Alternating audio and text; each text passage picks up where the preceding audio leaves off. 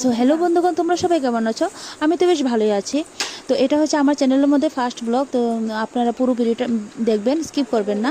তো এখন তো জানেনই সবার ঘরে ঘরে বিপত্তারিণী পুজো চলছে, তাই এখন আমি বান্ধবীর বাড়িতে চলে আসলাম, কারণ আমিও কোনোদিন করিনি, তাই দেখতে আসলাম কীভাবে করে। আর সেও কোনোদিন করিনি, তাই ওর মাকে জিজ্ঞেস করে করে পুজোটা করছে। তো বাস আমিও ওর সাথে উপোস থেকে মোটামুটি পুজোর আয়োজনটা করে দিলাম, ওকে হেল্প করে দিলাম, আর সাথে মায়ের পুজোটাও হয়ে গেলো আমারও। তো বাস এইভাবে পুজোর আয়োজনটা করে নিচ্ছে। তারপরে ফ্রেন্ডস বললো যে একটু মিষ্টি আনার জন্য, তাই আমি চলে গেলাম। আর এটা হচ্ছে ওর বাড়ির এরিয়াটা, আর এটা হচ্ছে আমার সবচেয়ে লাকি স্কুটি। মানে এই স্কুটিটা আমার জীবনে আসার পর আমার জীবনে অনেক কিছু হয়েছে আমার সাথে। তো চলে যাচ্ছি মিষ্টির দোকানে, আর এতগুলো মিষ্টি দেখে না সত্যি আমি কনফিউশন হয়ে গেছি কী নেবো। তো অবশেষে নিয়ে নিলাম। তো বাস এবার মিষ্টি নিয়ে চলে যাচ্ছি ঘরে। আর গিয়ে দেখি ফল প্রায় মোটামুটি কাটা হয়ে গেছে, আর পুজোর আয়োজনও মোটামুটি হয়ে গেছে।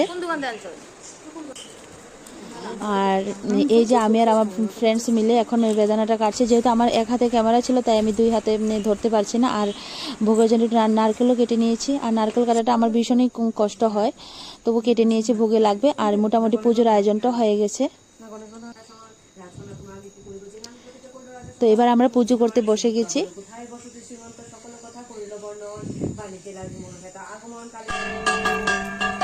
তো এবার আমরা চলে গেলাম যে দিঘিতে মায়ের আবার পুজো করতে।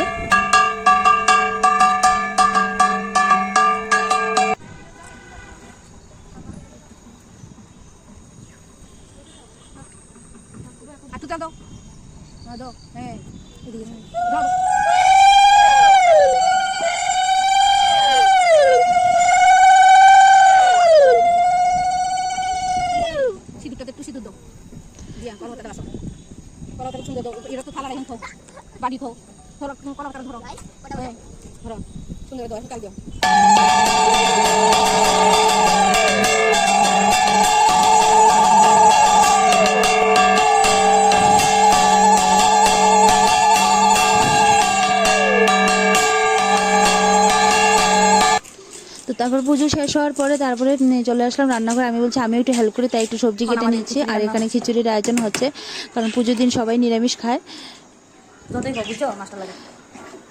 আর তার সাথে এই যে বেগুন আর ঢেঁড়সগুলো কেটে নিলাম ভাজার জন্য। তো বাস খিচুড়ি হয়ে গেল কথা বলতে বলতে, আর ঢেঁড়স আর বেগুন ভাজিও হয়ে গেল। আর পুজোর দিনে এভাবে মানে সময় কাটাতে না আমার বেশ ভালোই লেগেছে। আর যদি আপনাদের ভালো লাগে অবশ্যই একটা কমেন্ট আর লাইক করবেন। তো সবাই ভালো থাকো, সুস্থ থাকো। So tata.